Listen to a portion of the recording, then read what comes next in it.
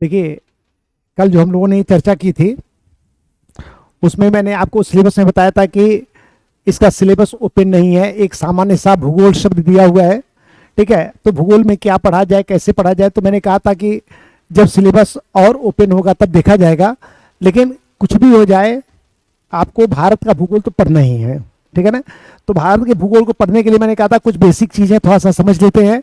तो मैंने आपको बताया था पर्वत क्या है, पठार क्या है, मैदान क्या है। ठीक है, पर्वत में मैं थोड़ा सा कुछ बेसिक चीजें लिखवा रहा था। तो कहाँ पे हम लोगों ने छोड़ा हुआ है, हेडिंग क्या पड़ा हुआ है, अवशिष्ट पर्वत।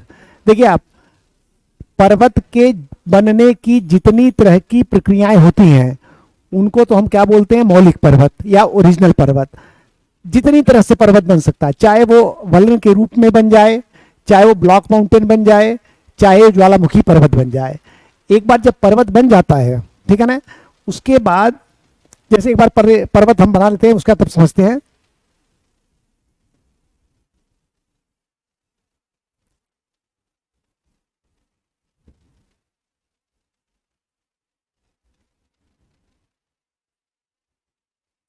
यही क्या है, यही पर्वत है।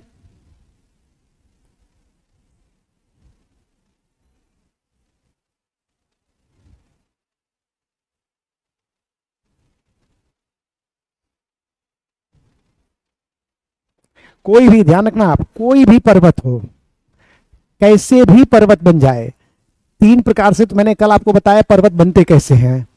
पर्वत तीन प्रकार से नहीं और प्रकार से भी बनते हैं, वो आपके लिए महत्वपूर्ण नहीं है। एक बार जब पर्वत बन जाता है, उसके बाद बाहरी शक्तियां, देखो आप, चट्टान जो भी सारी चीजें बनी है किनसे बनी है, चट्टानों से बनी है। ठीक है ना। और चट्टानों में टूट फूट की क्रिया होती रहती है। एक बार जब चट्टान बन जाएगा तो उसमें क्या होती है, टूट फूट की क्रिया चलती रहती है। और ये जो टूट फूट की क्रिया है, ये दो प्रकार से चलती है। एक क्रिया तो अपने आप होती है, अपने आप, या आप इसे बोल सकते हैं स्वतः। एक क्रिया कैसे होती है, स्वतः। और एक किसी कारक के द्वारा होती है, कोई फैक्टर होता है। कारक के द्वारा कैसे हो सकती है, मान लो बहुत तेजी से जल प्रवाहित हो रहा है, तो जल के साथ रेत मिट्टी कंकड़ पत्थर भी प्रवाहित होते हैं। और जहां पे भी ये प्रवाहित होते हैं, तली में किनारों को क्या करते हैं, रगड़ते चलते हैं, घिसते चलते हैं। ठीक है। तो अगर किसी कारक के द्वारा चट्टान में टूट फूट की क्रिया हुई, इसे बोला जाता है अपरदन। ठीक है। और अगर अपने आप टूट फूट की क्रिया हुई, जैसे एग्जाम्पल के तौर पे देख लो आप, लोहे में जंग का लगना, उसमें कोई कारक तो है नहीं। तो अगर किसी कारक के द्वारा नहीं हुई, अपने आप हुई, इस प्रक्रिया को बोला जाता है अपक्षय। ठीक है। तो पूरी पृथ्वी पर, और रादर आप कह सकते हैं कि ब्रह्मांड में जहां कहीं भी चट्टान है, अगर उसमें टूट फूट की क्रिया हुई है, ठीक है ना, वो किसके द्वारा हुई है, या तो अपक्षय के द्वारा या फिर अपर्दन के द्वारा। इन दोनों को आप कैसे पहचानोगे, पहचानने का तरीका बहुत आसान है। अगर चट्टान में टूट फूट की क्रिया हुई है, अगर आपको लगता है कि कोई प्रहार हुआ है, प्रहार हुआ है या घिसने का काम हुआ है, ये क्या है, अपर्दन है। और अगर ये क्रिया नहीं हुई है, चट्टान टूट गई, तो वो क्या है, अपक्षय है। अब ऐसे मान लो आप कि बहुत तेजी से हवा बह रही है, हवा के साथ रेत मिट्टी कंकड़ पत्थर उड़ रहे हैं, और रास्ते में कोई चट्टान आ गई, उस पर प्रहार हुआ, ये क्या कहलाएगा, क्या कहलाएगा, ये अपर्दन। ठीक है ना।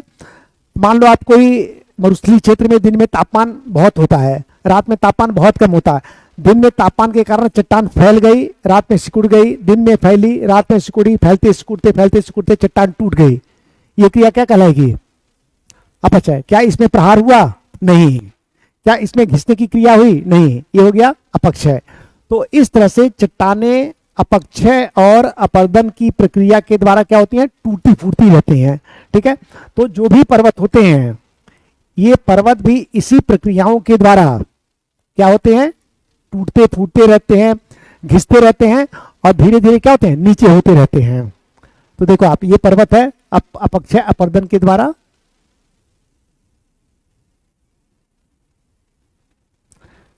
क्या पर्वत समाप्त हो गया, नहीं, अभी नहीं, अभी बचा हुआ है। ठीक है, पर्वत क्या है, बचा हुआ है। कोई बची हुई चीज होती है, ठीक है, उसके लिए कोई शब्द बताओ। बचे हुए को हम क्या कहते हैं, एक शब्द कोई बताओ आप। अवशिष्ट या अपशिष्ट।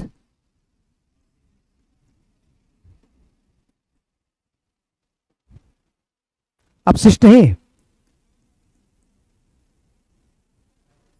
क्या होगा, अवशिष्ट या अपशिष्ट। अवशिष्ट, अपशिष्ट है। अपशिष्ट माने क्या होता है, आप बताओ। हाँ।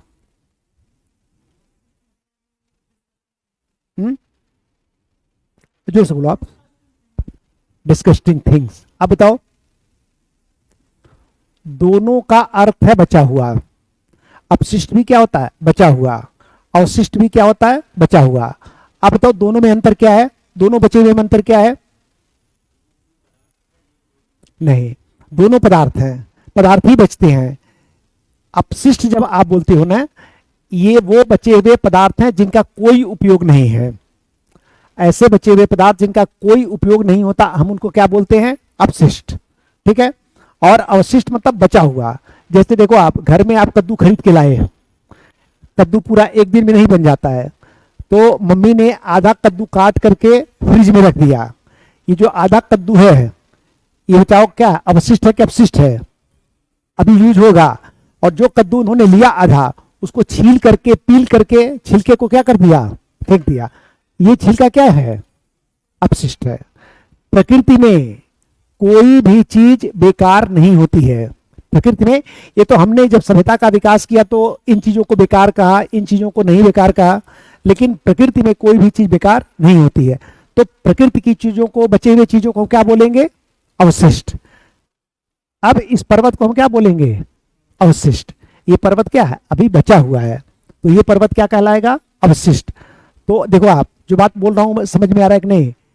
अपक्षय और अपर्दन की प्रक्रिया के द्वारा मौलिक पर्वत कट करके घिस करके जब काफी नीचे हो जाते हैं, उनका बचा हुआ रूप क्या कहलाता है, अवशिष्ट। अब ये पर्वत, अब आप बताना अब क्या हो गया, ये अब क्या हो गया, ये क्या बन गया, पठार बन गया। ये क्या बन गया, ऐसा ही होता है। एक पर्वत घिस करके बहुत सारे पर्वत क्या बन गए हैं, पठार बन गए हैं। और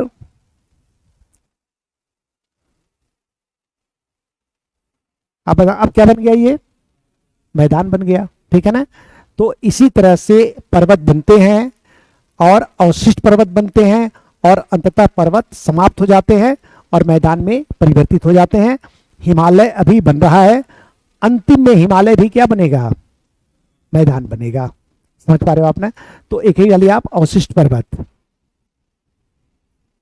अवशिष्ट पर्वत नहीं, वहां पे पहले या तो मैदान रहा होगा या पठार रहा होगा। वहां पे क्या बन गया, पर्वत, और अंत में फिर क्या बनेगा, पठार बनेगा, मैदान बनेगा। ठीक है ना। हाँ, इसमें क्या देखिए, अपक्षय और अपर्दन, अपक्षय और अपर्दन की प्रक्रिया के द्वारा, अपक्षय और अपर्दन की प्रक्रिया के द्वारा मौलिक पर्वत, मौलिक पर्वत जब कट कर और घिसकर, जब कट कर और घिसकर काफी नीचे हो जाते हैं, कट कर और घिसकर काफी नीचे हो जाते हैं, तो उनका बचा हुआ भाग, उनका बचा हुआ भाग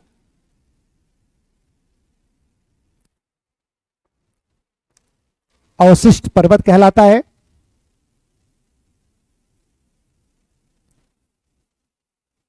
जैसे अरावली श्रेणी, अरावली श्रेणी अवशिष्ट पर्वत का, अवशिष्ट पर्वत का अच्छा उदाहरण है। अरावली पर्वत अवशिष्ट पर्वत का अच्छा उदाहरण है। एक समय अरावली पर्वत हिमालय की तरह ऊंचा पर्वत था, ठीक है, और आप जानते हैं हिमालय विश्व का सबसे ऊंचा पर्वत है। इसका जो हाईएस्ट पीक है कौन सा है? Mount Everest. इसकी ऊंचाई कितना है? 8,850 मीटर के आसपास, ठीक है। और अरावली श्रेणी की सबसे ऊंची चोटी है गुरु शिखर, जिसकी ऊंचाई है 1722 मीटर। तो आप इन दोनों की तुलना करके देख लो आप कि कितना घिस करके कट करके कितना नीचे हो गया है। तो एक समय अरावली श्रेणी कैसा पर्वत था? हिमालय की तरह विशालतम पर्वत था, बहुत ऊंचा पर्वत था, लेकिन आज क्या बन गया? करोड़ों वर्षों से कटते कटते घिसते घिसते दिल्ली के निकट ये पर्वत क्या बन गया है? मैदान की तरह हो गया है। तो देखो आप, ये मैदान नहीं है, लगभग मैदान है। ये एकदम एकदम प्लेन कौन सा है? ये चीज एकदम प्लेन है। ये क्या है? लगभग प्लेन है। और जो चीज लगभग प्लेन होती है उसको बोला जाता है समप्राय मैदान कि लगभग। तो अरावली श्रेणी दिल्ली के निकट क्या बन गई है? समप्राय मैदान में परिवर्तित हो चुकी है। एक्चुअल में इसका माउंटेन कैरेक्टर कहां पे है? अजमेर से लेकर के उदयपुर के बीच में इसका माउंटेन कैरेक्टर बचा हुआ है। बाकी जगह या तो ये पठार में परिवर्तित हो गया है या फिर मैदान के रूप में परिवर्तित हो गया है, ठीक है ना। तो देखो आप, पर्वत हो गया, ठीक है। पर्वत तीन चार प्रकार के थे। तीन तो मौलिक पर्वत थे, एक वलित पर्वत था, एक अवरोधी पर्वत था और एक ज्वालामुखी पर्वत था, जो मैंने कल करा दिया था। अवशिष्ट पर्वत है आज हो गया। 2 लाइन पठार के बारे में, 2 लाइन मैदान के बारे में। इसी के साथ हम अपना टॉपिक शुरू कर देंगे, भारत का भूगोल, ठीक है ना। तो एक ही डाल दो आप।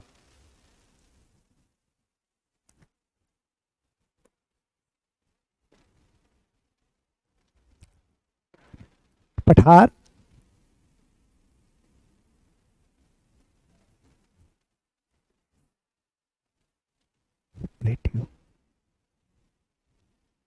पठार, पठार किसे कहते हैं? उस भू आकृति को जिसका शीर्ष फ्लैट होता है, समतल होता है, तथा जिसके ढाल अत्यंत तीव्र होते हैं। लिखिए, पठार उस भू आकृति, पठार उस भू आकृति को कहते हैं, पठार उस भू आकृति को कहते हैं जिसका शीर्ष प्रायः समतल होता है, जिसका शीर्ष प्रायः समतल होता है तथा जिसके ढाल अत्यंत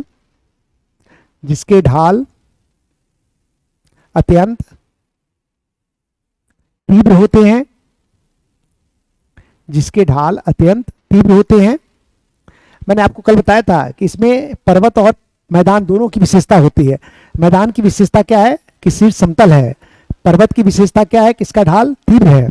आप ये ध्यान रखना, जो भी कोई एक ऐसी भू आकृति हो जिसका एक ढाल सामान्य हो और एक ढाल तीव्र हो, दोनों ढाल तीव्र हो नहीं, एक ढाल क्या हो? सामान्य हो। एक ढाल तीव्र हो, उस तीव्र ढाल को बोला जाता है कागार, ठीक है ना। हाँ, तो पठार में क्या होता है? एक क्या होगा पठार में? पठार तब कहलाएगा जिसमें क्या होगा? कागार, ठीक है। आगे लिख लो आप इसमें, देखिए, पठार के तीव्र ढाल को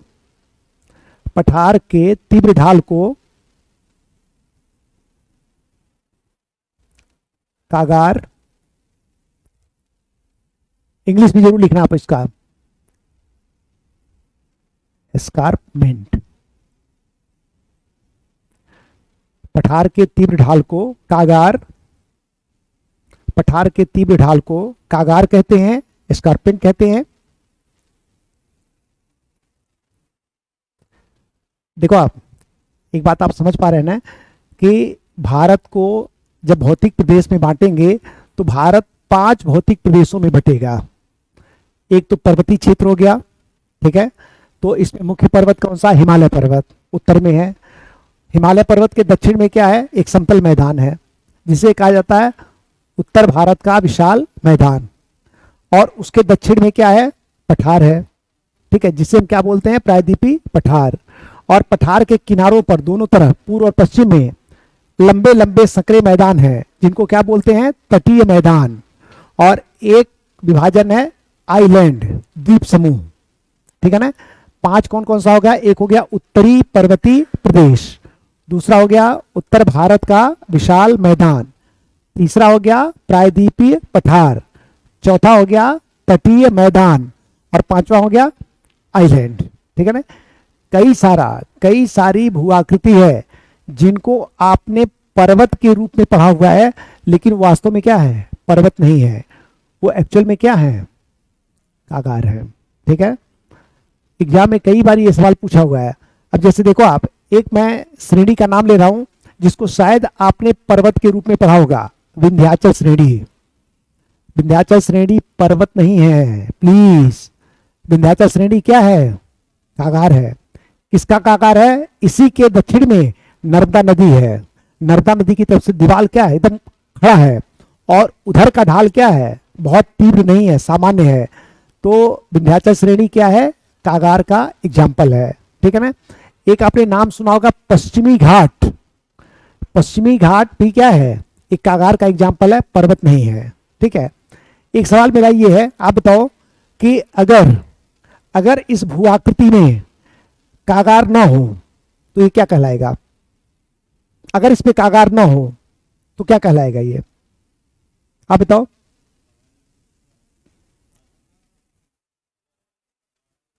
आप बताओ क्या कहलाएगा क्या ये।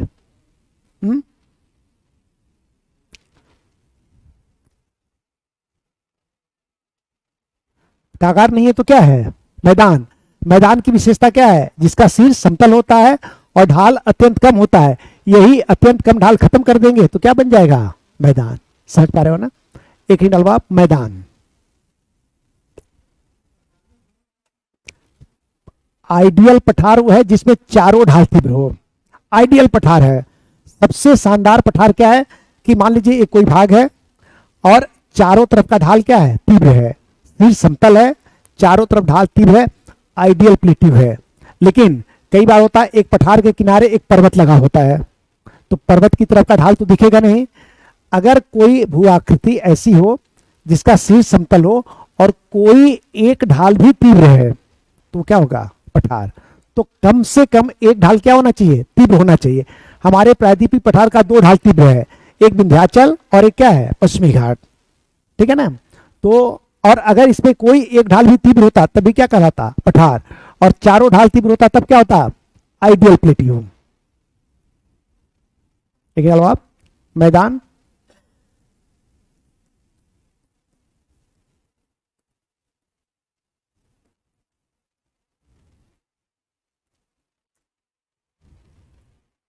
प्लेन। इसमें कहा देखिए, मैदान उस भू आकृति को कहते हैं, मैदान उस भू आकृति को कहते हैं जिसका शीर्ष समतल, और ढाल अत्यंत कम अथवा मंद होता है। ढाल अत्यंत कम अथवा मंद। चेयर रखना है यहाँ पे, चेयर। अत्यंत कम अथवा मंद, मंद मतलब क्या है, कम, अत्यंत मंद होता है। बस इतना अगर आपको ज्ञान है, ठीक है। आप ये ध्यान रखो, अगर बेसिक चीजों का ज्ञान आपको नहीं है, ये आपको सबसे बड़ी समस्या में डालेगा। अगर आप पठार की परिभाषा ना जानते हो, पर्वत की परिभाषा ना जानते हो, इंटरव्यू में आप जाकर के कहीं कोई बात करते हुए पठार शब्द बोल दिया आपने, और गलती से उन्होंने पूछ दिया पठार क्या है, और आपने कुछ उटपटांग सा आंसर दे दिया, ये एक तरह से आत्महत्या है। ठीक है, कि आप बेसिक चीजों को भी नहीं जानते हैं। हमेशा हमेशा बेसिक चीजों को आप जानोगे तो शब्दों का सही प्रयोग करोगे, और किसी भी जगह, चाहे वो प्रारंभिक परीक्षा हो, चाहे मुख्य परीक्षा हो, चाहे इंटरव्यू हो, कहीं भी आपका हाथ कोई पकड़ेगा नहीं, आसानी से निकल जाओगे, चयन हो जाएगा। इसे बेसिक चीज़ों पे मैं बहुत फोकस करता हूँ ताकि बेसिक चीज़ें बच्चों की क्या रहे, ठीक रहे। अब हम लोग तैयार हैं भारत का भूगोल पढ़ने के लिए इस जानकारी के साथ।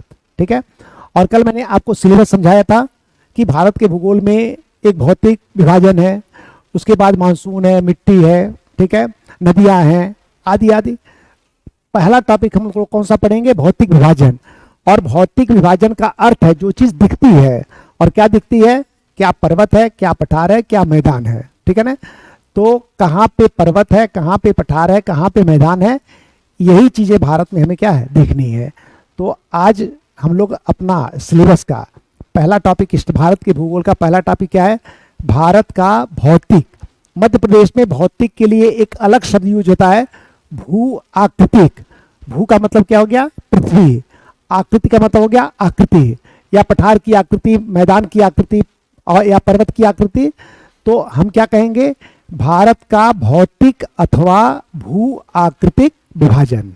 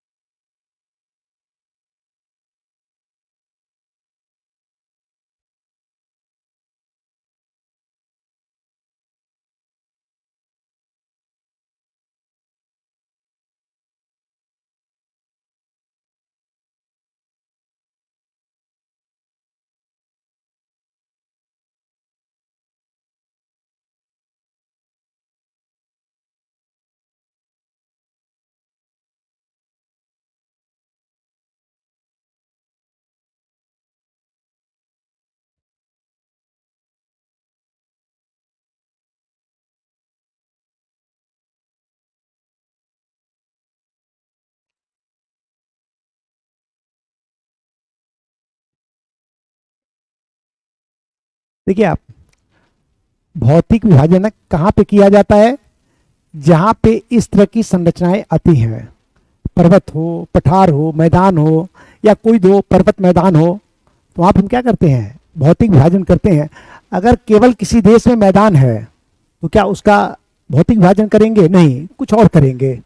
केवल पठारी क्षेत्र है तो क्या करेंगे? कुछ और अध्ययन करेंगे। लेकिन जहाँ पे बहुत सारी विविधता होती है, वहाँ पर किस चीज का अध्ययन किया जाता है? भौतिक अध्ययन। भारत विश्व का 7वें नंबर का सबसे बड़ा देश है, और भारत में अत्यधिक, थोड़ी मोड़ी नहीं, अत्यधिक भौतिक और जलवायविक विविधता पाई जाती है। जलवायविक विविधता हम कहाँ पढ़ेंगे? मानसून में पढ़ेंगे। कहाँ कहाँ पे कहे? राजस्थान में मरुस्थल क्यों है, या कहीं बहुत अधिक वर्षा क्यों होती है, ये तो हम पढ़ेंगे जलवायु में। जो फिजिकल अंतर है वो कहाँ पढ़ेंगे? यहाँ पे पढ़ेंगे। ठीक है, तो पहले 2 लाइन लिख लो आप। देखिए, भारत भारत भौतिक विविधताओं से युक्त, भारत भौतिक विविधताओं से युक्त, भौतिक विविधताओं से युक्त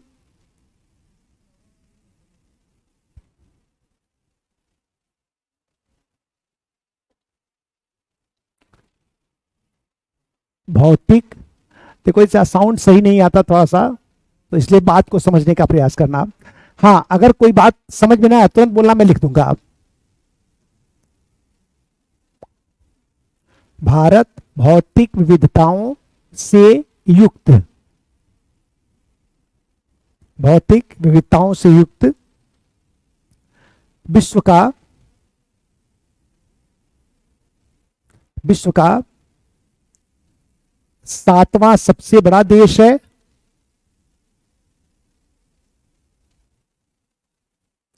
सातवां सबसे बड़ा देश है। सामान्यतया भारत को सामान्यतया भारत को 5 बृहद 5 बृहद बृहद बृहद मतलब बड़े, 5 बृहद 5 बृहद भौतिक प्रदेशों में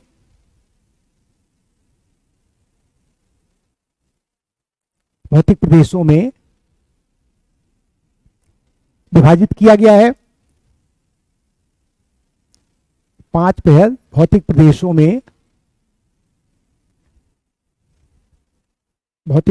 में विभाजित किया गया है।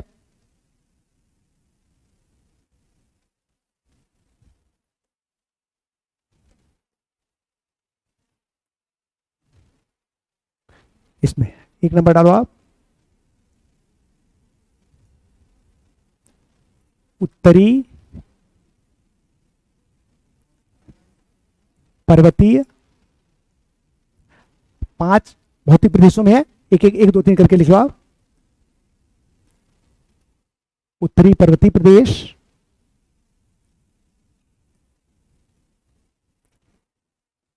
उत्तर भारत का विशाल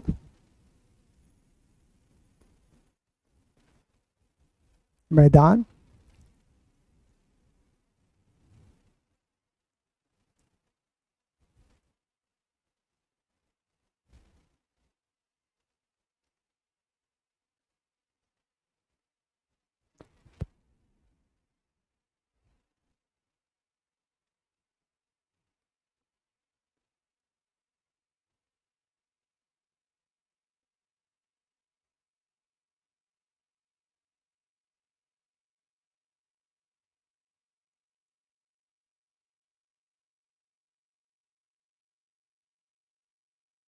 ये 5 भौतिक प्रदेश हैं।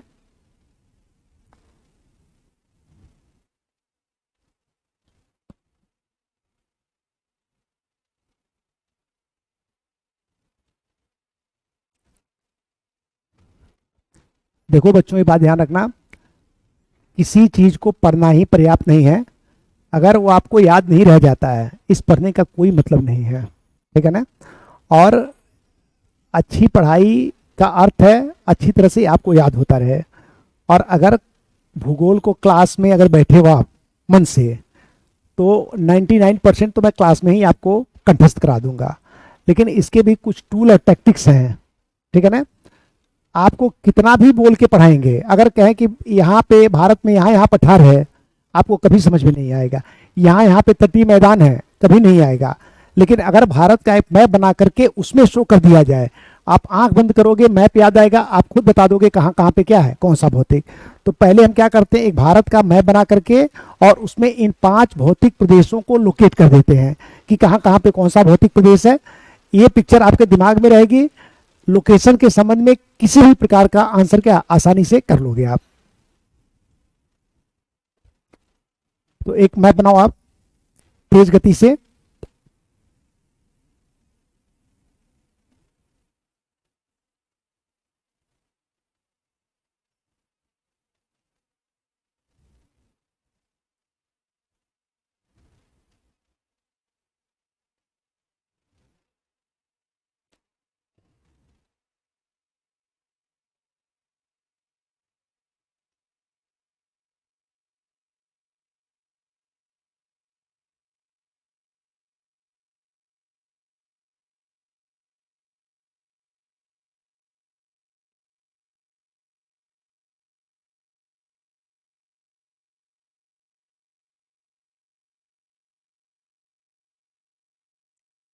बच्चों सभी लोग बना लेना। यही थोड़ा सा कष्ट करना है आपको, जीवन का कष्ट खत्म हो जाएगा।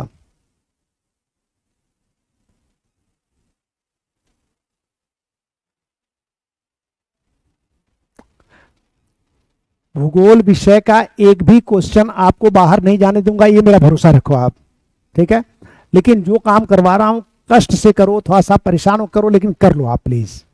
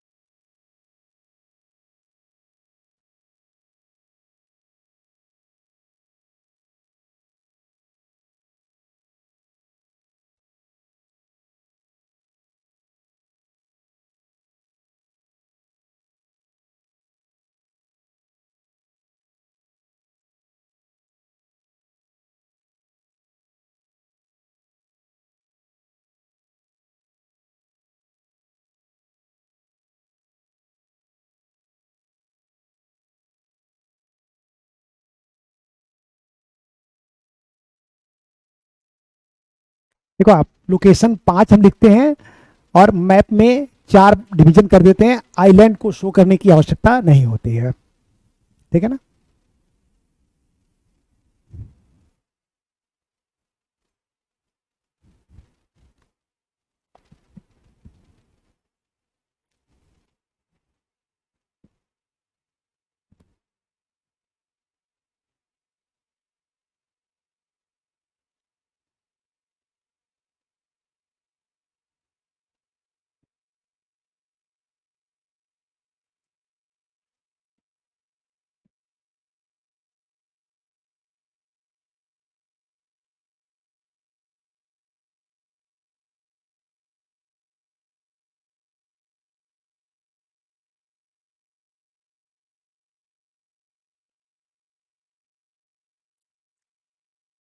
बना ली इसी बच्चों ने, बना लिया।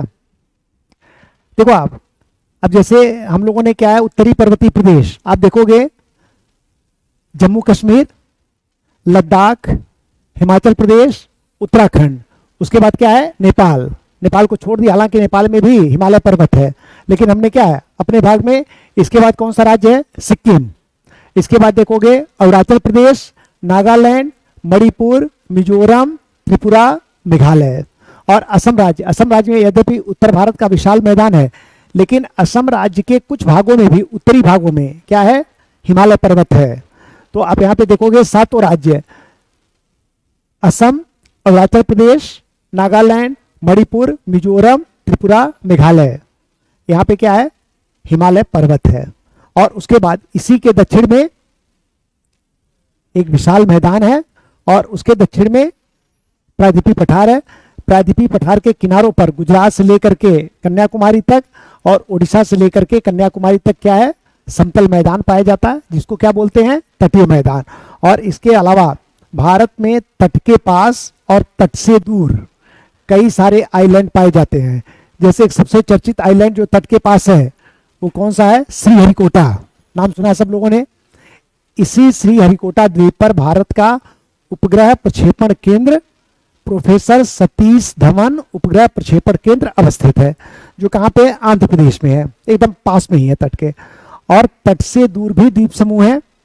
एक है अंडमान और निकोबार द्वीप समूह, कहाँ पे, बंगाल की खाड़ी में, और एक है लक्षद्वीप, अरब सागर में, ठीक है। अब हम लोगों को क्या पढ़ना है, उत्तरी पर्वतीय प्रदेश। तो एक हेडिंग डालो आप, उत्तरी पर्वतीय प्रदेश।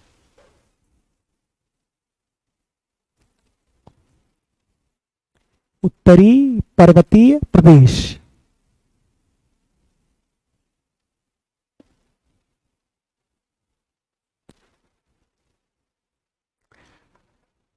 देखो आप, इसकी भूमिका में ही कई सारे प्रश्न एग्जाम में पूछे जाते हैं, इसकी भूमिका पर ही, ठीक है ना।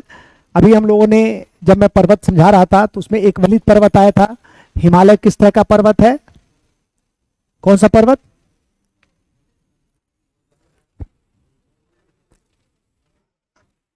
नहीं ये पूरा आंसर नहीं है। कौन सा, नवीन वलित पर्वत है ये। अरावली भी वलित पर्वत था, आज क्या है, अवशिष्ट पर्वत है। हिमालय भी वलित पर्वत है।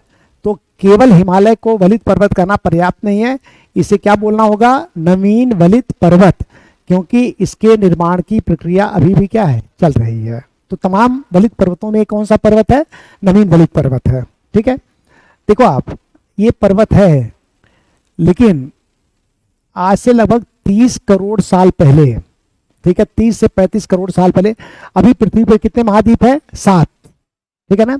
और कितने महासागर हैं, कितने महासागर हैं, आप बताओ, 5, कौन कौन सा, प्रशांत महासागर,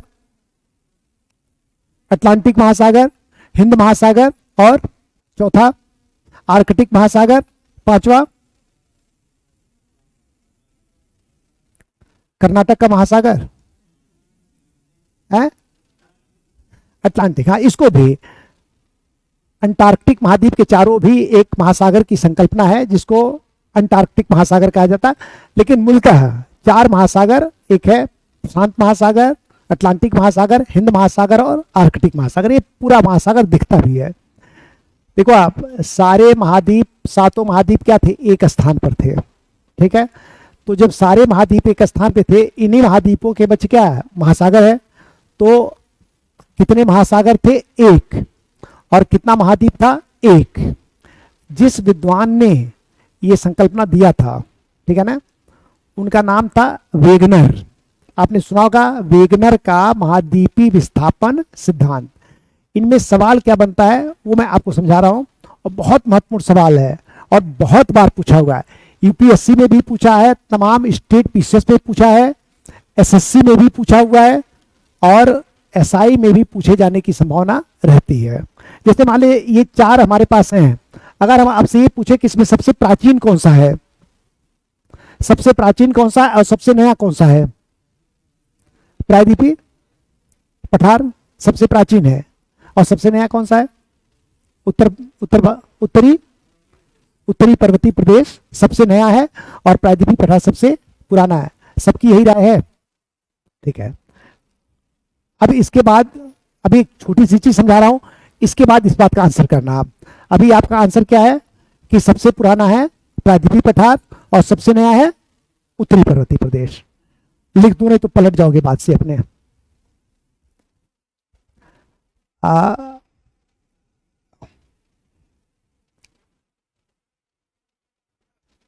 प्रायद्वीपीय पठार क्या है, पठार ये प्राचीनतम है, ठीक है ना। और उत्तरी पर्वतीय प्रदेश मतलब हिमालय है, ठीक है ना। हिमालय क्या है, नवीनतम। लेकिन जुआर लगाने में आप होशियार तो बहुत हो, आपने सोचा कि हिमालय पर्वत के साथ नवीन बलित पर्वत लगा हुआ तो क्या है, यही नवीनतम होगा। देखिए आप, आज से 30-35 करोड़ साल पहले सारे महाद्वीप क्या थे, एक स्थान पर थे, ठीक है। और सारा महासागर भी एक स्थान पर था, ठीक है ना। देखो आप, जो महाद्वीप था ना वो लगभग कुछ ऐसे बना हुआ था।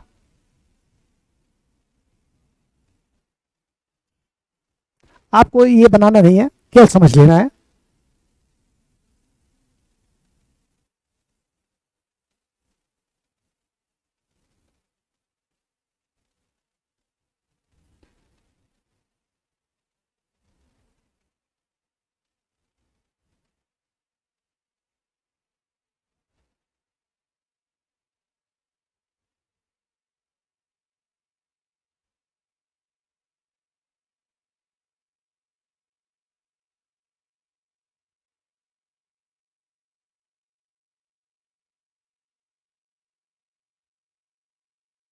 ऐसे था। अब देखो इसमें क्या था, ये था उत्तरी अमेरिका, एक, ये था यूरोप, दो, ये था एशिया, तीन, ये है दक्षिण अमेरिका, चार, अफ्रीका, पांच, अंटार्कटिका, छह, ऑस्ट्रेलिया, सात। इसमें एक और भाग था भारत का प्रायद्वीपीय पठार। भारत का प्रायद्वीपीय पठार अभी हिमालय पर्वत नहीं है, अभी उत्तर भारत का विशाल मैदान नहीं है, और चूंकि ये सागर से नहीं लगा हुआ है तो तटीय मैदान भी नहीं है, ठीक है। क्या है, प्रायद्वीपीय भारत, ठीक है ना। इसके बाद क्या हुआ कि इसका इसका जिस विद्वान ने अध्ययन किया था, इस पूरे महाद्वीप का नाम दिया था उन्होंने पेंजिया। क्या नाम दिया था, पेंजिया। और जो महासागर एक था, चारों तरफ एक ही महासागर था, उसका नाम उन्होंने दिया था पैंथालासा। तो पेंजिया क्या हो गया, सुपर कॉन्टिनेंट, और पैंथालासा क्या होगा, सुपर ओशन, ठीक है। इसके बाद ये पेंजिया दो टुकड़े में टूट गया, ठीक है। कितने टुकड़े में, दो टुकड़े में टूट गया, ठीक है। देखिए कौन कौन सा भाग ऊपर चला गया, उत्तरी अमेरिका, यूरोप और एशिया। कौन कौन सा, उत्तरी अमेरिका, यूरोप और एशिया। इसका नाम दिया उन्होंने लॉरेशिया। क्या नाम दिया, लॉरेशिया।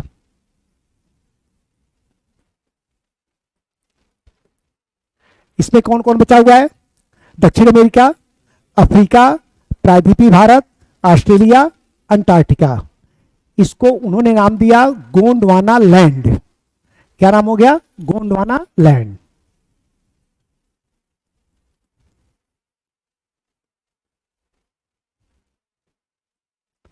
लैंड, ठीक है ना। और देखो आप, अब तक एक महासागर था, अब एक और सागर बन गया इसके बीच में। इसका नाम दिया था उन्होंने टेथीस सागर। क्या नाम था? टेथीस।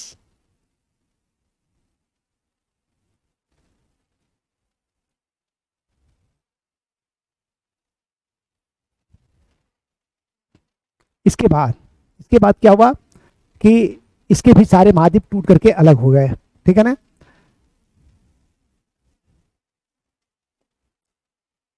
दक्षिण अमेरिका अलग हो गया, ठीक है। इसी के बीच में क्या बन जाएगा? अटलांटिक महासागर। उत्तरी अमेरिका भी अलग हो गया। अंटार्कटिका खिसक करके नीचे चला गया। ऑस्ट्रेलिया निकल करके इधर चला गया। भारत निकल करके अब उत्तर की ओर बढ़ने लगा और जाकर के किससे टकराया? एशिया से। और किसका भाग बन गया? एशिया का ही भाग बन गया। तो देखो आप, ये भारत है, ठीक है। कौन सा भारत? प्रायद्वीपीय भारत, ठीक है। कौन सा भारत? प्रायद्वीपीय भारत।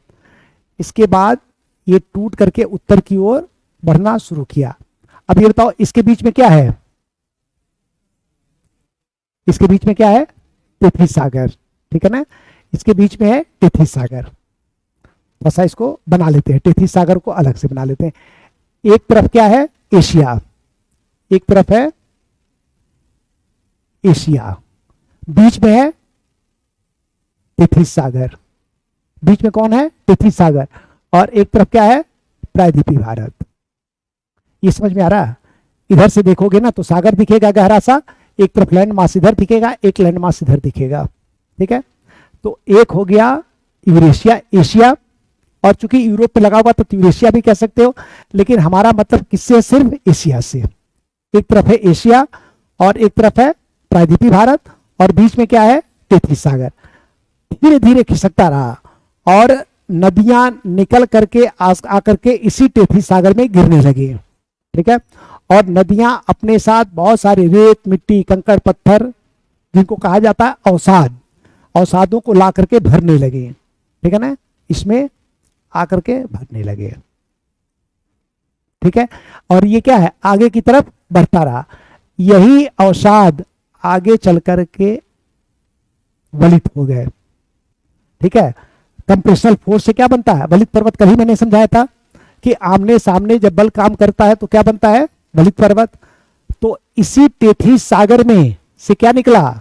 हिमालय पर्वत, ठीक है। इसी टेथीस सागर में से निकला हिमालय पर्वत। क्या टेथीस सागर खत्म हो गया? अभी बचा हुआ है। तो देखो आप, यहां से क्या बना? हिमालय पर्वत, ठीक है ना। क्या टेथीस सागर खत्म हो गया? नहीं, अभी बचा हुआ है। अभी क्या है? बचा हुआ है, ठीक है। अब हिमालय से आने वाली नदियों ने बचे हुए टेथीस सागर को क्या कर दिया? भर दिया, ठीक है। अब ये क्या हो गया? भर गया।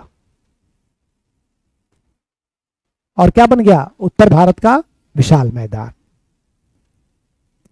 तो देखो आप, ये क्या हो गया? भर गया। तो ये हो गया उत्तरी पर्वतीय प्रदेश, ये हो गया उत्तर भारत का विशाल मैदान, ये हो गया प्रायद्वीपीय पठार। और अब चूंकि इसके चारों तरफ सागर है तो किनारे की तरफ क्या बन गया? तटीय मैदान, ठीक है। अब आप मुझे बताओ कि सबसे प्राचीन भाग कौन सा है? प्रायद्वीपीय पठार। उसके बाद है हिमालय पर्वत और नवीनतम भाग है उत्तर भारत का विशाल मैदान। आप समझ रहे हैं? आप प्रीवियस ईयर के पेपर देखना, कितनी बार ये सवाल पूछा हुआ है कि निम्न में सबसे प्राचीन कौन है या सबसे नवीनतम कौन है। उत्तर भारत का विशाल मैदान क्या है? एकदम नवीनतम भाग है, अभी अभी बना हुआ भाग है, ठीक है। पूरे पृथ्वी के कालखंड को कई कालों में बांटा गया है। इसमें एक कालखंड है तृतीय काल। कौन सा काल है? तृतीय काल। तृतीय काल में क्या बना? हिमालय पर्वत। उसके बाद कौन सा काल आएगा? चतुर्थक काल। चतुर्थक काल में क्या बना? उत्तर भारत का विशाल मैदान। तो ये बात ध्यान रखना, उत्तर भारत का विशाल मैदान और हिमालय पर्वत दोनों कहां से निकले हैं? टेथीस सागर से निकले हुए हैं, ठीक है। इनमें दोनों में प्राचीन कौन है? हिमालय। और नवीनतम कौन है? उत्तर भारत का विशाल मैदान। हिमालय का निर्माण कब हुआ है? तृतीयक काल में। ठीक है, इसका एक नाम है तृतीयक पर्वत, क्योंकि इसका निर्माण कब हुआ है? तृतीयक काल में हुआ है। ठीक है, तो एक हो गया नवीन वलित पर्वत, निर्माण कब हुआ? तृतीयक काल में। तो एक नाम अन्य क्या है? तृतीयक पर्वत। उत्तर भारत का विशाल मैदान कब बना? चतुर्थक काल में। और ये पृथ्वी का आधुनिकतम, ये हमारे भारत का आधुनिकतम भूखंड है। समझ में आ रहा आपको? एक ही नाम, उत्तरी पर्वतीय प्रदेश, उत्तरी पर्वतीय प्रदेश।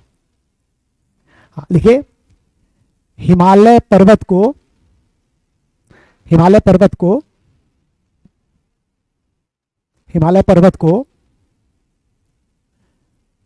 इसके अंतर्गत सम्मिलित किया जाता है। हिमालय पर्वत को इसके अंतर्गत सम्मिलित किया जाता है। हाँ, इसके अंतर्गत, इसके अंतर्गत मतलब उत्तरी पर्वतीय प्रदेश के अंतर्गत। देखिए, हिमालय पर्वत, हिमालय पर्वत नवीन वलित पर्वत,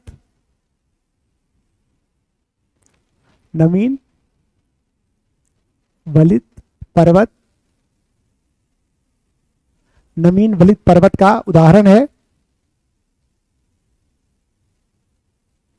नवीन वलित पर्वत का उदाहरण है। इसका निर्माण तृतीयक, या इंग्लिश में कहते हैं इसको टर्शियरी, हिंदी में भी टर्शियरी लिखा रहता है। इसका निर्माण तृतीयक या टर्शियरी काल, इंग्लिश में कहते हैं केवल टर्शियरी।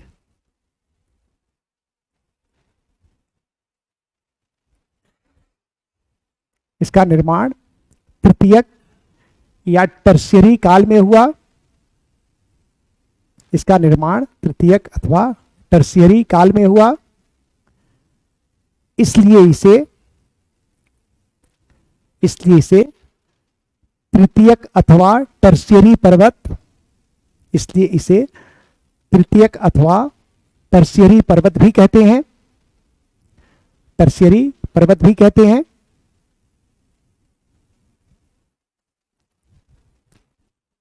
एक पॉइंट डाल के लिखो आप इसमें। अगर हिमालय पर्वत के बारे में अगर एक फैक्ट आपको बताना है, आपको अपनी तरफ से बताना है, क्या बताओगे? आप बताओ, आप बताओ, पीछे इधर इधर एक फैक्ट बताना है, एक ही चीज। हाँ, हिमालय के बारे में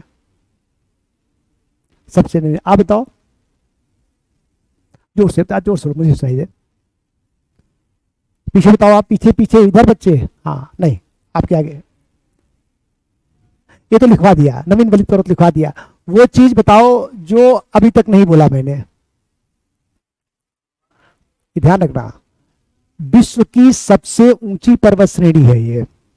क्या है ये? विश्व की सबसे ऊंची पर्वत श्रेणी, और तीसरी सबसे लंबी। विश्व की सबसे लंबी पर्वत श्रेणी कौन सी है? इंडीज। दूसरे नंबर पर है रॉकीज।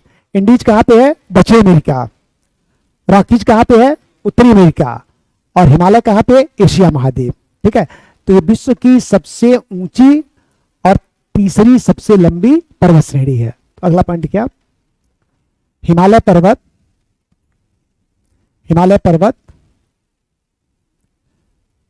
विश्व की सबसे ऊंची, विश्व की सबसे ऊंची तथा तीसरी सबसे लंबी, विश्व की सबसे ऊंची तथा तीसरी सबसे लंबी पर्वत श्रेणी है।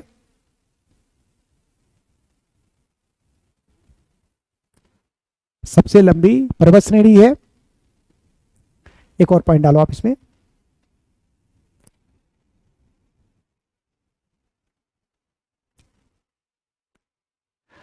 आप ये बताइए, इसका निर्माण क्या हुआ था? टेथी सागर में अवसाद पड़े और उन्हीं अवसादों के बलन से क्या हुआ? इसका निर्माण हुआ।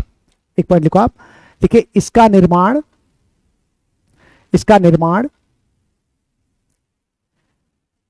टेथी सागर में, इसका निर्माण टेथी सागर में, टेथी सागर में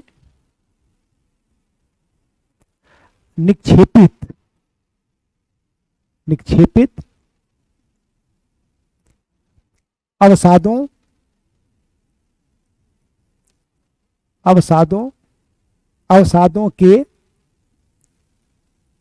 बलन, इसका निर्माण पृथ्वी सागर में निक्षेपित अवसादों के वलन से हुआ है, वलन से हुआ है।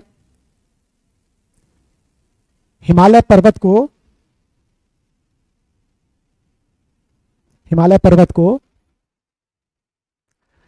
5 भौतिक प्रदेशों में हिमालय पर्वत को 5 भौतिक प्रदेशों में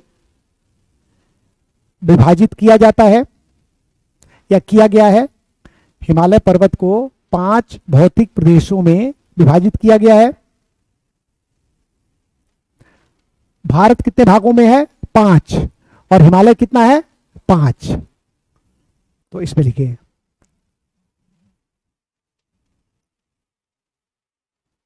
महान हिमालय,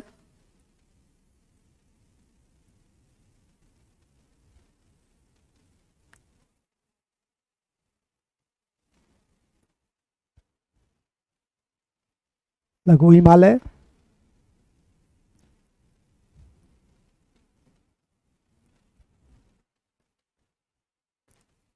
शिवालिक श्रेणी,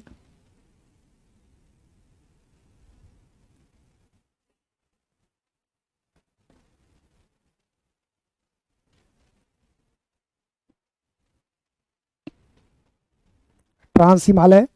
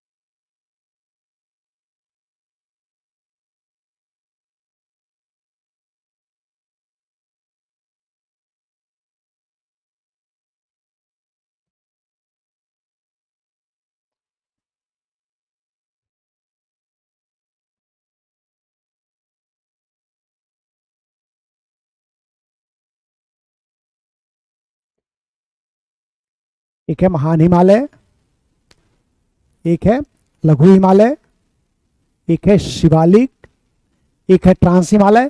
ट्रांस हिमालय में कितनी श्रेणियां हैं? 3। एक है काराकोरम, एक है लद्दाख और एक है जास्कर, और उसके बाद है पूर्वी पहाड़ियां। देखो आप, इसकी लोकेशन पे भी ना बहुत बार सवाल पूछा हुआ है। कई बार इन पर्वतों का क्रम पूछा जाता है, उत्तर से दक्षिण से की ओर क्रम बताइए, दक्षिण से उत्तर की ओर। तो इसका क्रम याद करने का सबसे अच्छा तरीका है कि इन पर्वत का भी एक मानचित्र बना लें। एक बना लेंगे तो पूरा लोकेशन, एक मानचित्र ही देखोगे, इस पे कम से कम 10 तरह के प्रश्न क्या आसानी से सॉल्व कर लोगे केवल मानचित्र देख करके। ठीक है, तो एक उतना भाग, इंडिया का उतना भाग बनाते हैं जहां पे ये पर्वत है। पूरा इंडिया का मानचित्र बनाने की आवश्यकता नहीं है, केवल उतना भाग जहां पे ये पर्वत है। ठीक है ना?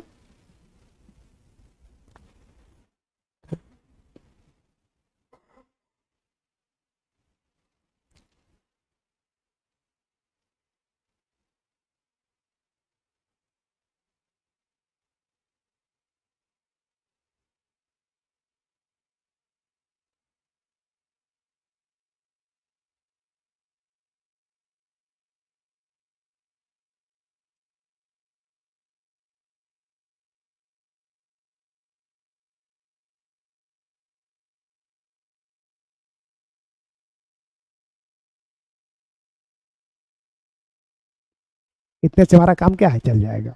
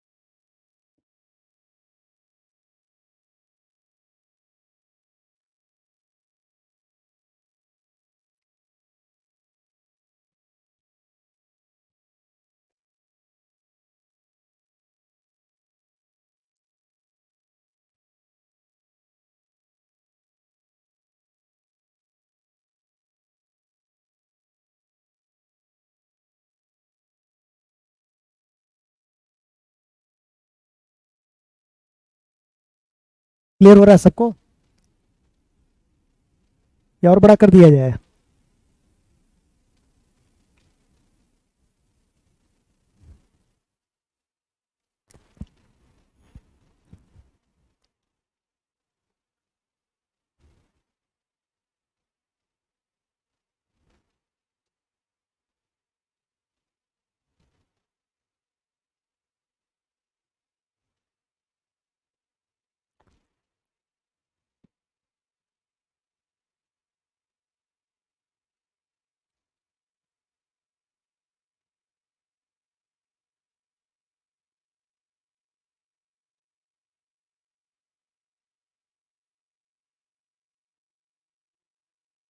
नहीं, पूर्वी पहाड़ियों को पूर्वी पहाड़ी ही बोलेंगे, पूर्वी हिमालय नहीं। ठीक है, अभी मैं आपको बता रहा हूं क्यों। बना लिया सब लोगों ने?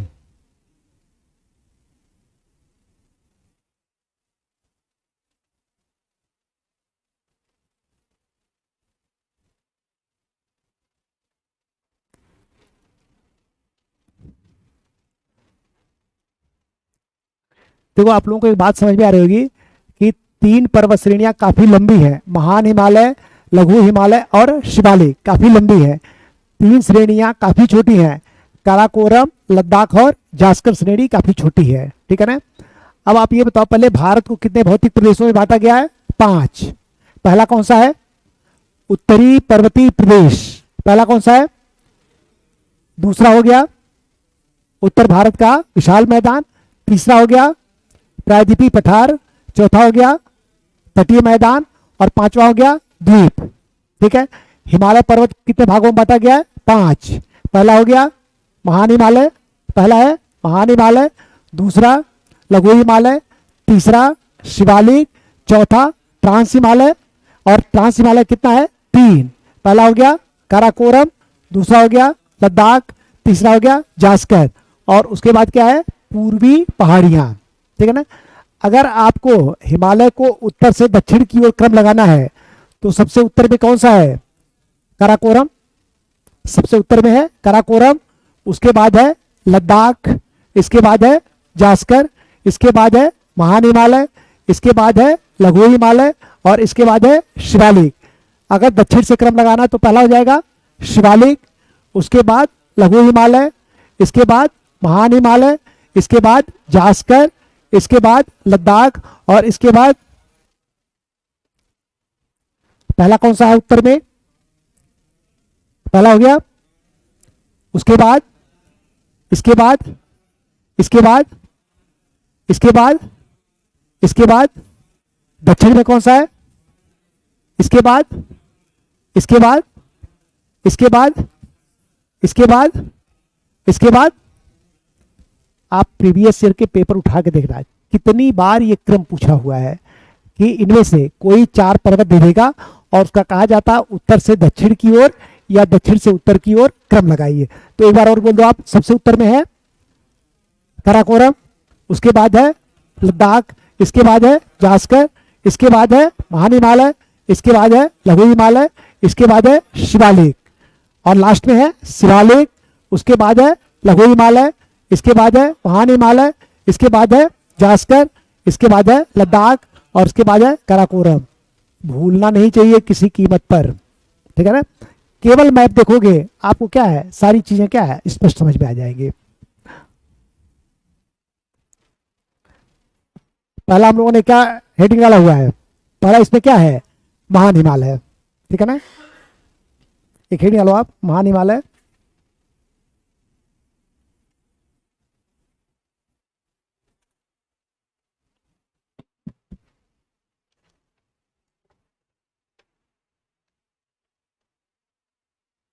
एक हेडिंग है महान हिमालय।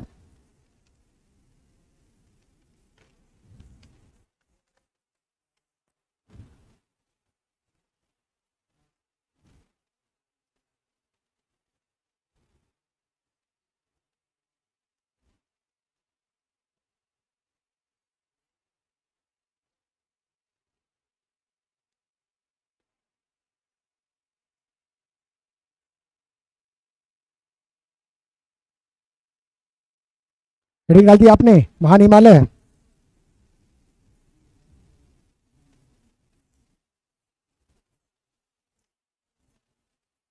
हम्म,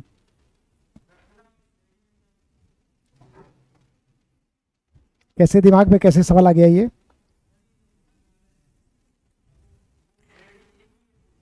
देखो आप, श्रृंखला श्रेणी में बहुत अंतर है। जहां पे कई समानांतर श्रेणियां, हमारी श्रेणियां क्या है, समानांतर है। महान हिमालय के समानांतर क्या है, लघु हिमालय। लघु के समानांतर क्या है, शिवालिक है। जहां पर कई समानांतर श्रेणियां अगर एक ही कालखंड में बनी है, तब उनको कहते हैं श्रेणी। ठीक है ना।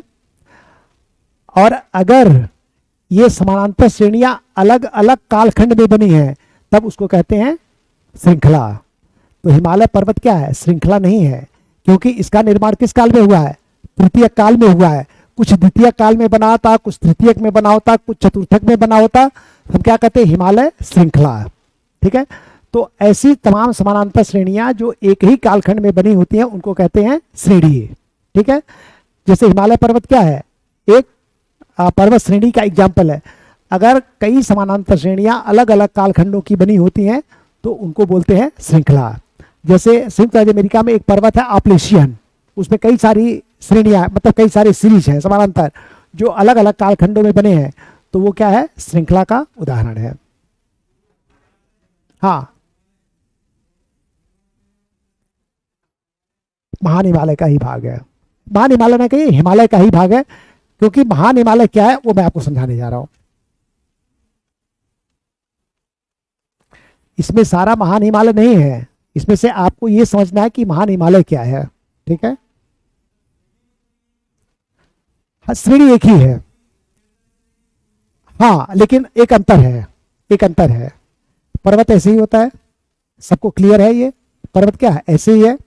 ये सपोज करो आप हिमालय पर्वत है, ठीक है ना, जो पाकिस्तान में सुलेमान किरथर के रूप में झुका हुआ है, और पूर्व में पूर्वी पहाड़ियों के रूप में पूरा का पूरा कवर किए हुए है। ठीक है ना। देखो आप,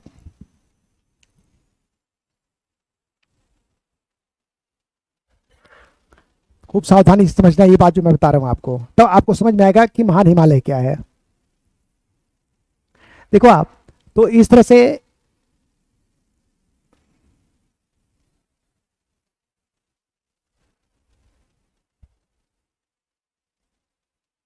यही हिमालय पर्वत ना, ध्यान आ रहा है, हिमालय पर्वत क्या है, यही है। देखो आप, दो नदियां हैं जो तिब्बत के पठार से आती हैं, हालांकि तीन है, लेकिन अभी हम रखेंगे दो।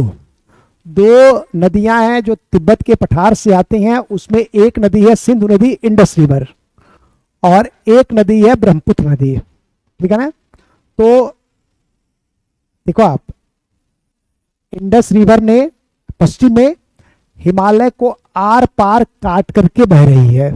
ठीक है, कैसे, इधर से हिमालय को इसने क्या कर रखा है, काट रखा है।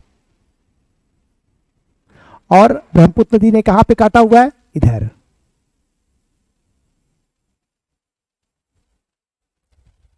तो ये नदियां कैसे बह रही हैं, देखो आप, ये मान लो आप, ये मानसरोवर लेक है, इसी के पास से एक नदी आ रही है, इंडस रिवर। देखो आप, ये है इंडस रिवर, ऐसे बहते हुए हिमालय को आर पार काट करके और फिर पाकिस्तान में एंटर करती है, पाकिस्तान में बहती है। ब्रह्मपुत्र नदी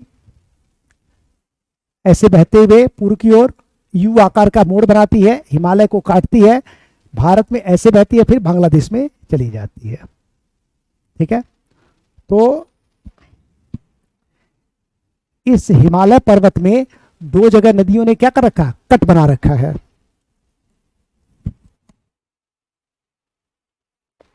ऐसे समझ पा रहे हो आप ना, इस तरह से। तो इधर से आकर के इंडस रिवर अंदर कर गई, इधर से काटते हुए आ गए। नदियां जब पर्वतों में गहरे गहरे कट बनाती हैं, ठीक है ना, उसको बोला जाता है गॉर्ज। क्या बोलते हैं, गॉर्ज।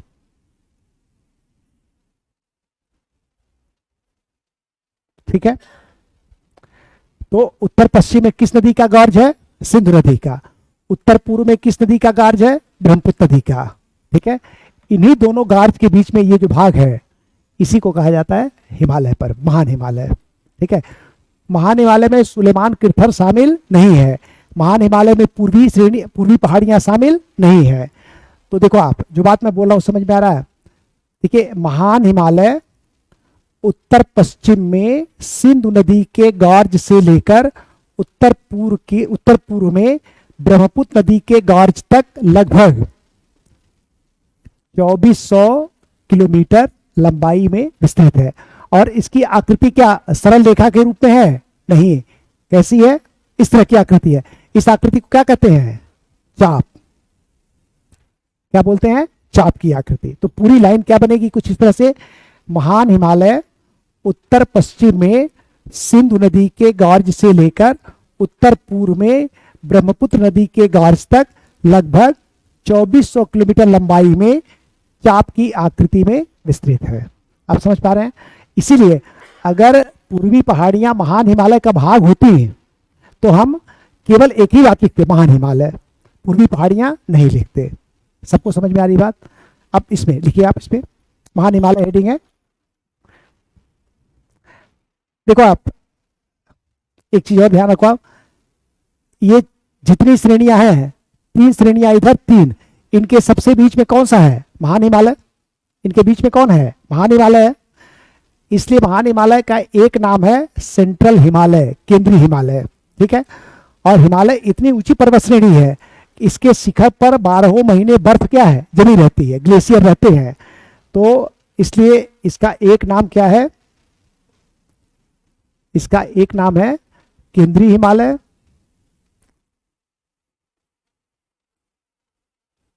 केंद्रीय हिमालय, और दूसरा नाम है हिमाद्री, क्योंकि साल भर इसके शिखर पे क्या होती है? बर्फ होती है। कितनी बार ये भी सवाल पूछा हुआ है, इनमें से किस पर्वत को हिमाद्री कहते हैं? वो क्या होगा? महान हिमालय। ठीक है, तो पहले लिखिए, इसमें पॉइंट डाल करके लिखना है, 3-4 पॉइंट है इसमें। पहला पॉइंट लिखिए, महान हिमालय को केंद्रीय हिमालय,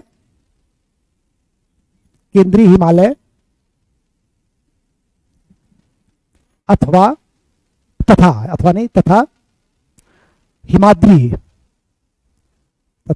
हिमाद्री भी कहते हैं,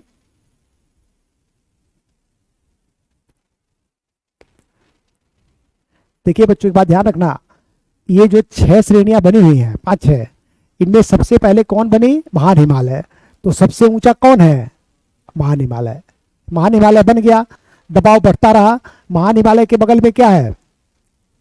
लघु हिमालय निकल गया। ये भी महान हिमालय भी ऊंचा होता रहा, लघु हिमालय भी ऊंचा होता रहा, तब तक सब बगल में क्या है? एक और मोड़ पड़ गया, क्या हो गया? शिवालिक हो गया। अब ये सारे क्या है? ऊपर उठ रहे हैं। अगर ये प्रक्रिया ऐसे चलती रही तो शिवालय की दक्षिण में क्या है? एक और श्रेणी उभर आएगी। ठीक है ना? और देखो आप, तो ये क्या हो गया? शिवालिक, ये हो गया लघु हिमालय, ये हो गया महान हिमालय, और ये क्या है? जास्कर। ये क्या है? और ये क्या है? काराकोरम। ठीक है, तो इनमें से सबसे प्राचीन कौन है? महान हिमालय। और सबसे ऊंचा कौन सा है? महान हिमालय। अगला पॉइंट लिखिए आप, अगला पॉइंट लिखिए, यह हिमालय का सबसे ऊंचा और सर्वाधिक प्राचीन भाग है।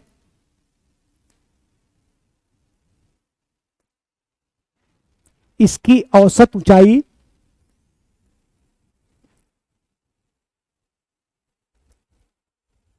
6100 मीटर है। इसकी औसत ऊंचाई 6100 मीटर है।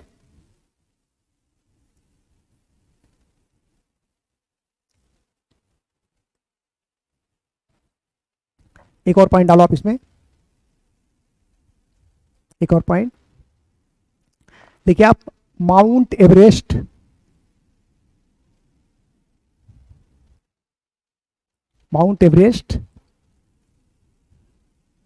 ब्रैकेट भी 8,850 मीटर। माउंट एवरेस्ट सब लोगों को मालूम है ना, नेपाल में है, ठीक है। माउंट एवरेस्ट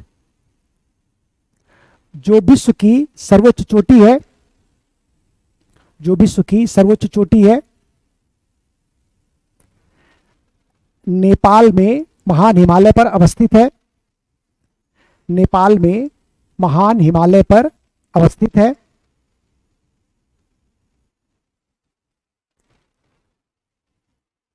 नेपाल में इसे क्या बोलते हैं? सागर माथा। नेपाल में इसे सागर माथा, सागर माथा। चीन में क्या कहते हैं?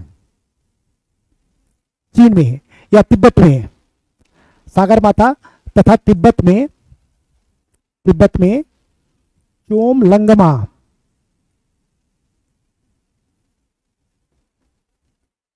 तिब्बत में चोमलंगमा कहते हैं।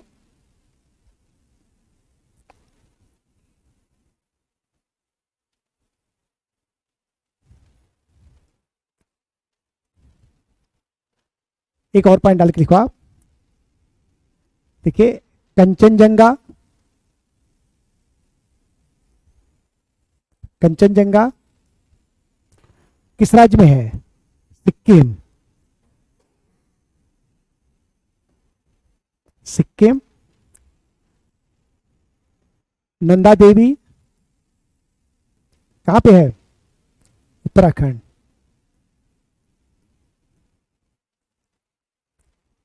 कंचनजंगा सिक्किम, नंदा देवी उत्तराखंड, तथा नेपाल में अवस्थित, नेपाल में अवस्थित अन्नपूर्णा एवं लोत्से, अन्नपूर्णा एवं लोत्से नेपाल में अवस्थित अन्नपूर्णा एवं लोत्से, ये दोनों कहां पे है? नेपाल में। लोत्से एवं तिब्बत में अवस्थित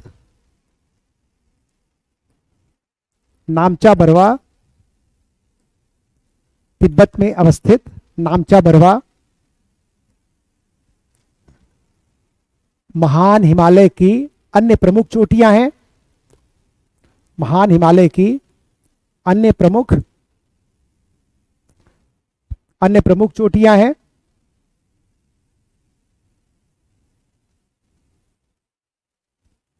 देखिए इसमें ना एक चोटी है नामचा बरवा, बहुत महत्वपूर्ण है, ठीक है। इसको हम क्या करते हैं? मैप में लोकेट कर लेते हैं ताकि कई सारी चीजों को समझने में बहुत आसानी रहेगी। तो ये जो मैप है,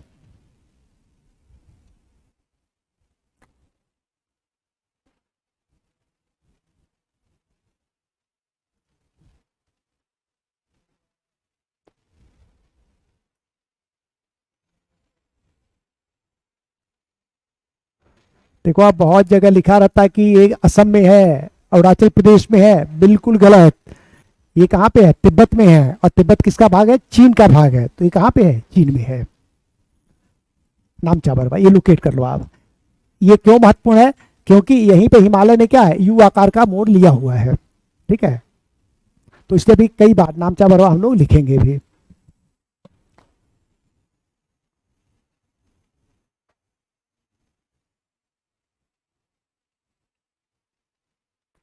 अगली रीडिंग क्या है? लघु हिमालय। लघु हिमालय आप बता सकते हो किसके बीच में है? ये महान हिमालय और शिवालिक के बीच में। आपको मालूम है इसका एक नाम मध्य हिमालय भी है, मिडिल हिमालय भी इसे कहा जाता है। देखिए इसे मध्य हिमालय, इसे मध्य हिमालय तथा हिमाचल हिमालय,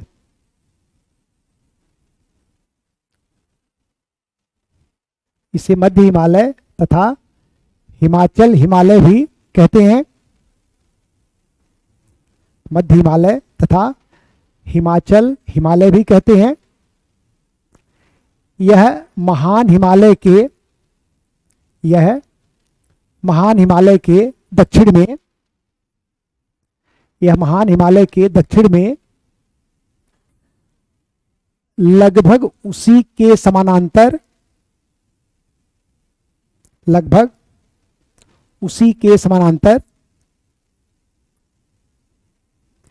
चाप की आकृति में कितनी लंबाई है?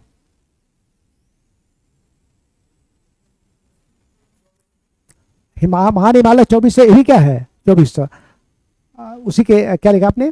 चाप की आकृति में लगभग 2400 किलोमीटर लंबाई में विस्तृत है।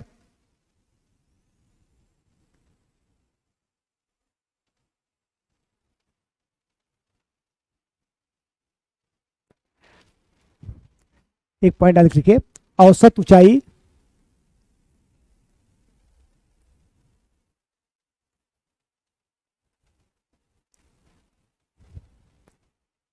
3500 से 4500 मीटर।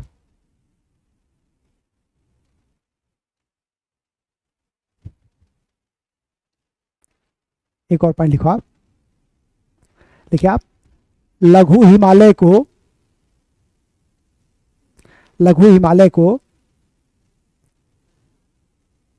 अलग अलग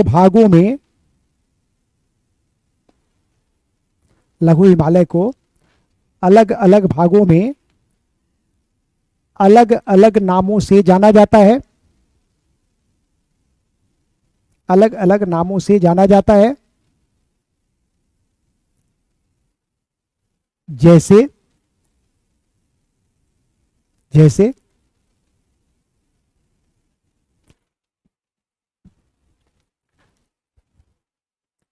पहला पॉइंट लिखो आप, पीर पंजाल श्रेणी।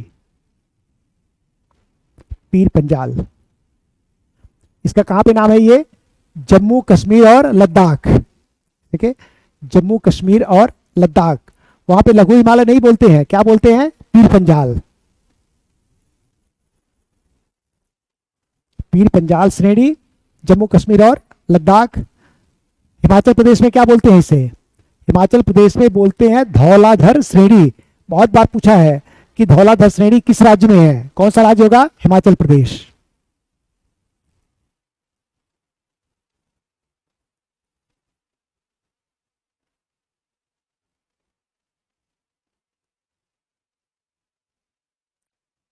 धौलाधर श्रेणी ये कहां पे है? हिमाचल प्रदेश।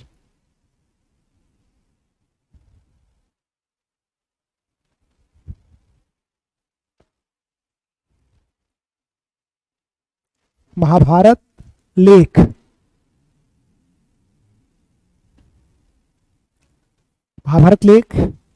कहां पे है? नेपाल। महाभारत लेक ये है नेपाल। कोई बता सकता अरुणाचल प्रदेश में क्या कहते हैं इसे? बाकी सभी जगह इसे क्या बोला जाता है? लघु हिमालय। बाकी सभी जगह क्या है? लघु हिमालय है। हिमाचल प्रदेश में धौलाधर श्रेणी है, नेपाल में महाभारत लेक है, जम्मू कश्मीर में पीर पंजाल श्रेणी है। ठीक है, एक और पॉइंट लिखो आप, देखिए लघु हिमालय के ऊपरी भागों में, एक पॉइंट डाल के लिखो आप, लघु हिमालय के ऊपरी भागों में, हाँ ऊपरी भागों में छोटे छोटे घास के मैदान, छोटे छोटे घास के मैदान पाए जाते हैं, जिन्हें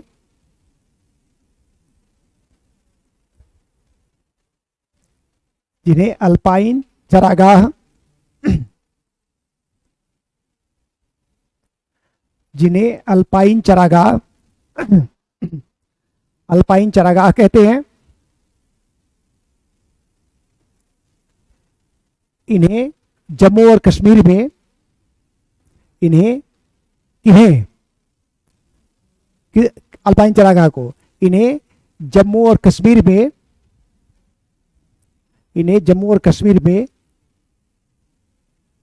ढोक और मर्ग,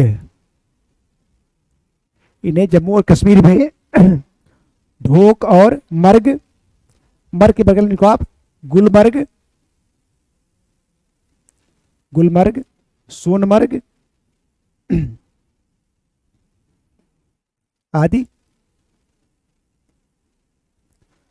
जम्मू और कश्मीर में ढोक और मर्ग तथा उत्तराखंड में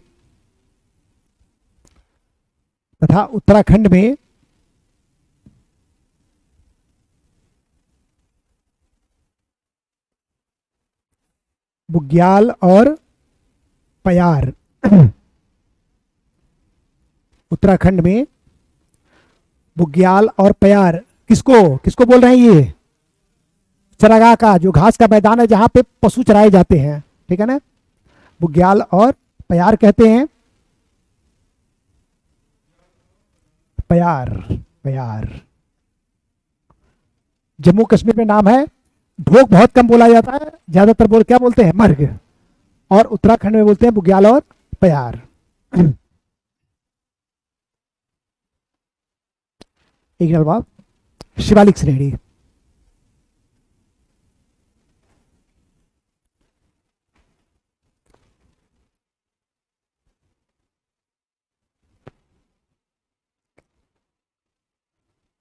ये कौन सा भाग है? सबसे बाहरी भाग है, ठीक है। और सबसे नवीनतम अंतिम में कौन बना? यही बना है, ठीक है। तो सबसे बाहर है तो इसको क्या कहते हैं? बाह्य हिमालय। इसमें लिखे इसे बाह्य हिमालय,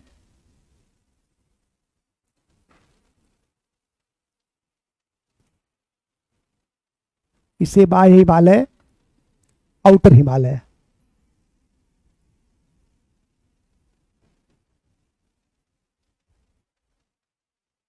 इसे बाह्य हिमालय भी कहते हैं। इसे बाह्य हिमालय भी कहते हैं। यह लघु हिमालय के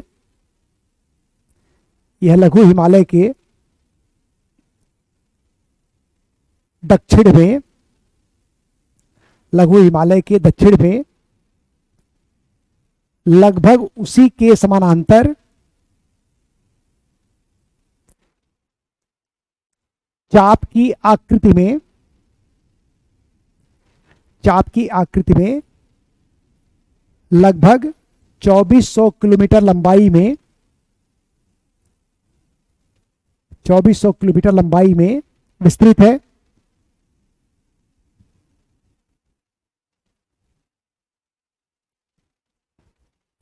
एक लो आप औसत ऊंचाई,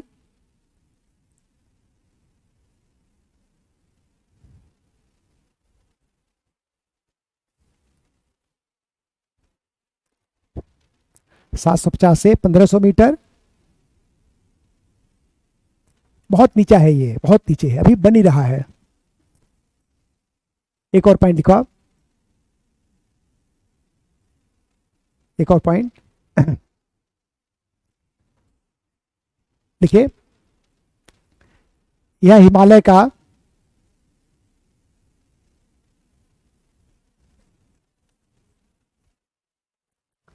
क्या लिखा आपने? यह हिमालय का सबसे नवीनतम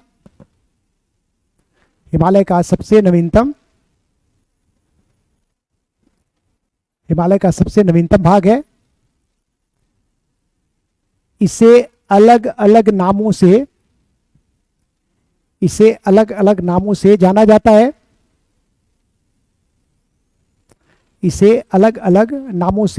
जाता है। जैसे पहला पॉइंट लिखिए, जम्मू हिल, जम्मू हिल, जम्मू और कश्मीर,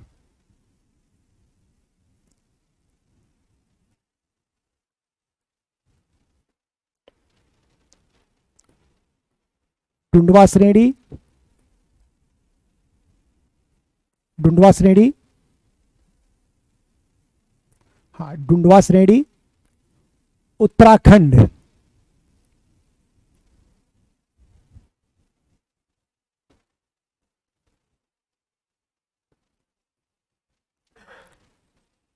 चुरिया घाट,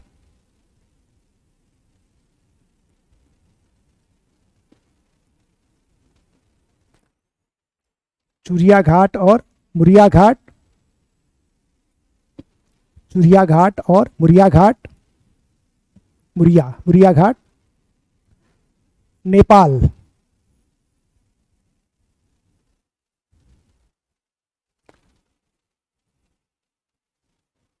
मीरी, अबोर, मिश्मी और डाफला, मीरी, अबोर, मिश्मी और डाफला, अरुणाचल प्रदेश, अरुणाचल प्रदेश, मीरी, अबोर, मिश्मी और डाफला, अरुणाचल प्रदेश। एक और पॉइंट डाल के लिखो आप, देखिए आप लघु हिमालय, एक पॉइंट डाल के लिखो आप, लघु हिमालय और शिवालिक श्रेणी के मध्य, शिवालिक श्रेणी के मध्य समतल, समतल और चौरस, समतल और चौरस तल, चौरस तल वाली, समतल और चौरस तल वाली कई संरचनात्मक, कई संरचनात्मक घाटियां, कई संरचनात्मक घाटियां, समतल और चौरस तल वाली कई संरचनात्मक घाटियां पाई जाती हैं। ये बात आप समझ पा रहे हो? देखिए आप, लंबाई कितनी है? 2400, ये लघु हिमालय हो गया, ये शिवालिक हो गया। निर्माण के ही क्रम में कई जगह क्या है, समतल भाग पाया जाता है बीच बीच में, कई जगह समतल भाग किसी ने बनाया नहीं है, बनने के क्रम में खुद ही स्वतः बना हुआ है ये, ठीक है। तो अपने आप बना हुआ है, इसलिए क्या कहते हैं इसको, संरचनात्मक घाटियां। क्योंकि समतल भाग हो गया, मानव को क्या चाहिए, रहने के लिए समतल भूभाग चाहिए, बस मानव क्या है, इसमें बस गया। देखो आप, इन घाटियों को ध्यान रखिएगा, इन घाटियों को पश्चिम में क्या बोलते हैं, दून। जैसे देहरादून हो गया, पाटलिदून, किस तरह की घाटी है, संरचनात्मक घाटी है। और पूर्व में इसे बोलते हैं द्वार, पश्चिम में बोलते हैं दून, पूर्व में बोलते हैं द्वार। जैसे बिल्कुल आज के बाद से दिमाग से एकदम खुरच करके निकाल दो, हरिद्वार द्वार का एग्जाम्पल ही नहीं है। ये भी कहाँ है, पश्चिम में। बहुत सारी किताबों में आप ये पाओगे कि जैसे पश्चिम में दून, आप ये तो हरिद्वार कहाँ पे है, देहरादून के नीचे ही है, क्या वो पश्चिम है? ठीक है, ये तो पश्चिम है। और द्वार कहाँ पे कहते हैं, पूर्व में कहते हैं। और ये द्वार नहीं है, ठीक है, ये क्या है, हरिद्वार है। ये गलत है, हम क्या बोलते हैं, द्वार। तो आप ध्यान रखना, द्वार का हरिद्वार एग्जाम्पल, इससे गलत तथ्य किसी किताब में मैंने आज तक नहीं देखा, लेकिन बहुत सारी किताबों में तथ्य दिया हुआ जो पूरी तरह से गलत है। समझ, बहुत मानक किताबों में है, अच्छी अच्छी किताब नहीं, मानक किताब जिनको पढ़ने के लिए रिकमेंड किया जाता है, ये पढ़ो, ये गीता और बाइबल है, ठीक है, उनमें इस गलती को मैंने देखा है। ठीक है ना, क्या लिखा आपने, चौरस तल वाली संरचनात्मक घाटियों को, हाँ संरचनात्मक घाटियां पाई जाती हैं, संरचनात्मक घाटियां पाई जाती हैं जिन्हें पश्चिम में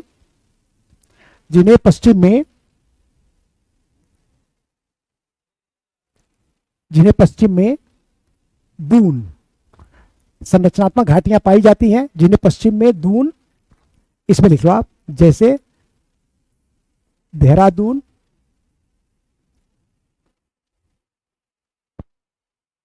पाटलिदून आदि, तथा पूर्व में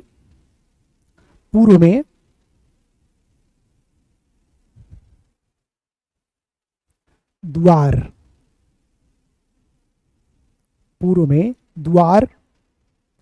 ये द्वार कहां पे हैं? पश्चिम बंगाल और असम में हैं।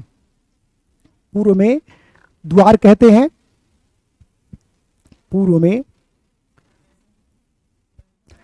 एग्जाम्पल देखो आप, द्वार का एग्जाम्पल इसलिए नहीं लिखा जाता है क्योंकि किसी द्वार के आगे द्वार शब्द लगा ही नहीं है। जैसे देहरा के आगे क्या लगा? दून। पाटली के आगे क्या है? दून लिखा हुआ है। लेकिन कोई ऐसी घाटी जो पाई जाती है, लोकल में इसे द्वार कहते हैं, लेकिन द्वार नाम वाली कोई घाटी नहीं है, इसलिए इसका एग्जाम्पल क्या है? नहीं लिखते हैं। ठीक है, बस इतना ध्यान है। किसी के नाम, जैसे कोकराझार है, ठीक है, कोकराझार, आप दिमाग से निकालो, भरोसा रखो, कॉपी पर अनावश्यक तथ्य होना ही नहीं चाहिए। ठीक है, पश्चिम बंगाल में, हाँ पूर्व में असम, और हाँ ये आप जरूर लिख सकते हो, असम और